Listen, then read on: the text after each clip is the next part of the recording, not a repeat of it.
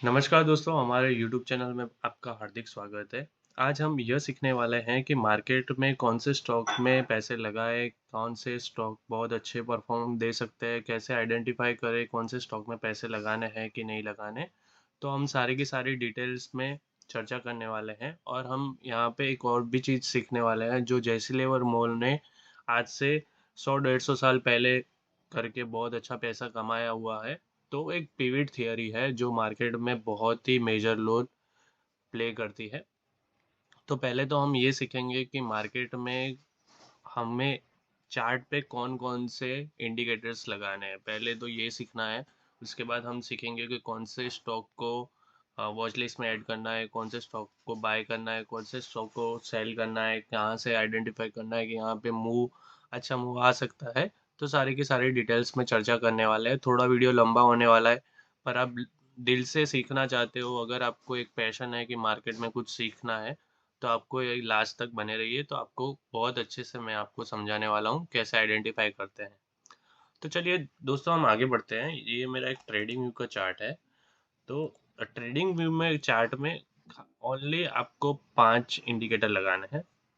Indicator तो 2 है, पर हमें 5 इंडिकेटर लगाने हैं। यहाँ से आप जाके देख सकते हैं कि यहाँ पे मैंने 5 इंडिकेटर लगाए हैं। मूविंग डे एक्सपोनेंशियल एवरेज, जो मूविंग एवरेज बोलते हैं, तो मूविंग एवरेज लगा देनी है।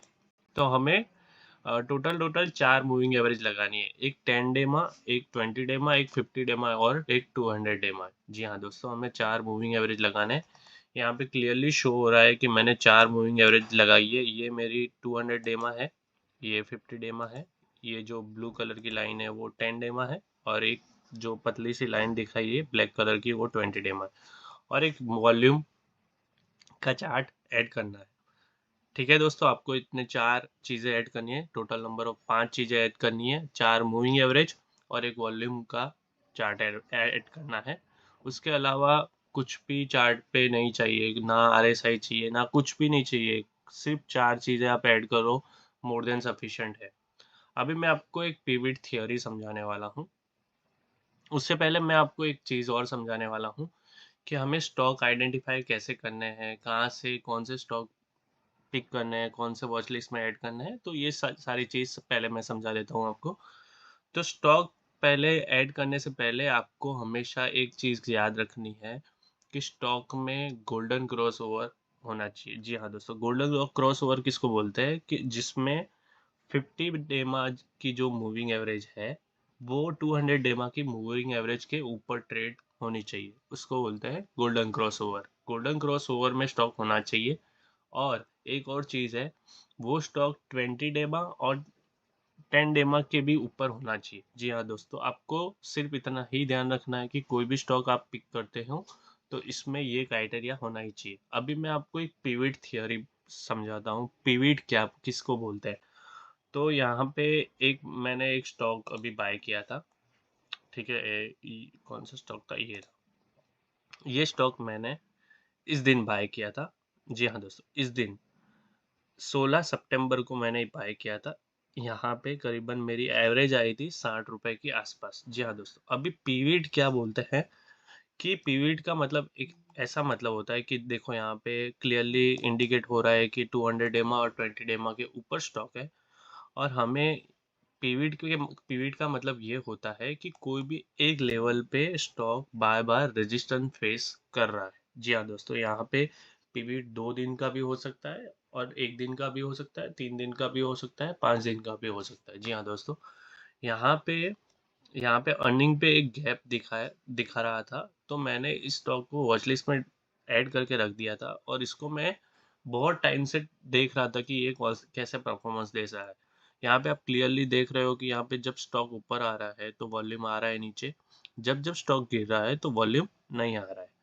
तो यही एक फंडा होता है कि यहाँ पे आपको वॉल्यूम का एक पैटर्न समझने का होता है कि यहाँ पे जब वॉल्यूम आ रहा है, मतलब स्टॉक ऊपर जा रहा है तो वॉल्यूम आ रहा है, जब स्टॉक नीचे जा रहा है तो वॉल्यूम नहीं आ रहा है। तो इसका मतलब यही है कि यहाँ पे इंस्टीट्यूशन अक्युमुलेशन कर रहा है, स्टॉक को बाय कर रहा है नीचे के लेवल पर, और एक ऐसा लेवल आने के बाद यहाँ पे स्टॉक रेडी हो जाता है। जी हाँ दोस्तों, यहाँ पे आप क्लियरली देख रहे हो यहाँ पे एक अप ट्रेंड है, 10 डे मा 20 डे मा सारी की सारी मूविंग एवरेज ऊपर ही है। और यहाँ पे एक पिवट बना है, मैं आपको ड्रॉ करके दिखाऊं तो ये एक पिवट है। ठीक है, ये पिवट पॉइंट पे बाय कैसे करते हैं यही मैं आपको समझाने वाला हूँ कि ये एक पिवट है और यहाँ पे मैंने स्टॉक बाय किया और ये स्टॉक ऊपर चला गया। ठीक है, अगर मैं ये इसके ब्रेकआउट होने से पहले बाय कर लेता तो ये स्टॉक ऊपर नहीं जाता, पर ब्रेकआउट पॉइंट पे ही बाय करना है। ठीक है, अगर मैं आपको एक और एग्जांपल से समझाऊं, ये रहा। इसमें आप क्लियरली देख रहे हो कि अर्निंग पे यहाँ पे वॉल्यूम आया है, फिर स्टॉक धीरे धीरे धीरे धीरे ऊपर जा रहा है, 10 डेमा का फॉलो कर रहा है। मैंने इस स्टॉक को यहाँ पे बाय किया।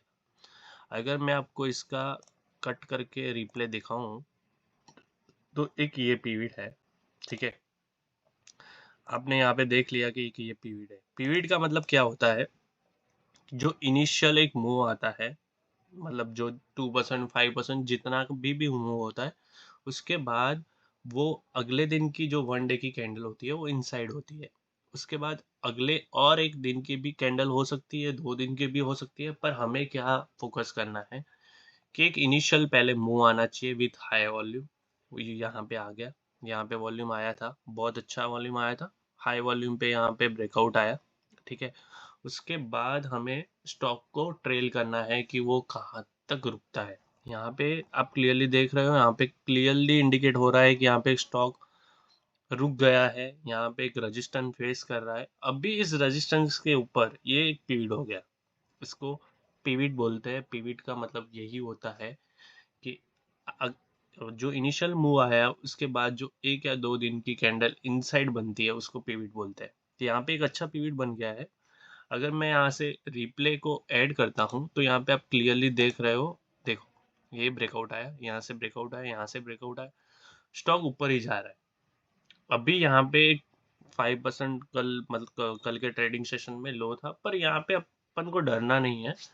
ऐसा 5% का थोड़ा नीचे आ सकता है क्योंकि स्टॉक 19% पीवीट से मूव कर गया था और 10 डे पर आके यहाँ पे रजिस्ट्रेशन मतलब सपोर्ट फेस कर रहा है। तो हमको हमको क्या करना है, एक बार हम एंटर कर गए उसके बाद हमें 10 डे को फॉलो करता रहना है। बस यही सिंपल थियरी है पीवीट की।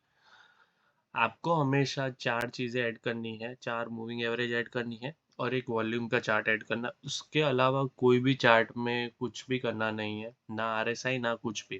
Thank you very much.